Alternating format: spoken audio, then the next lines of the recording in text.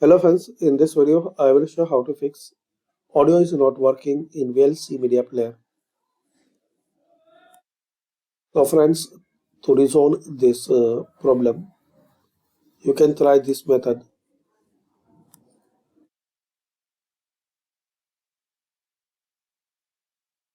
Open VLC media player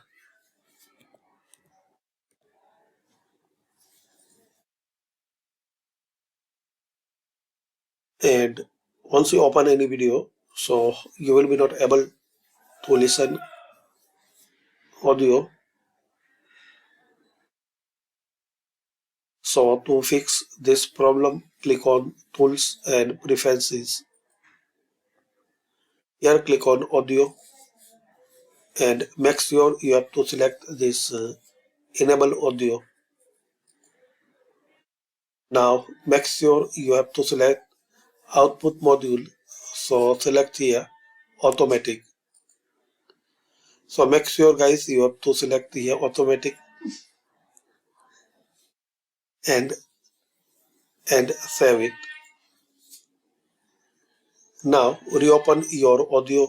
Hopefully it will work. I will try to open another video and we will check here.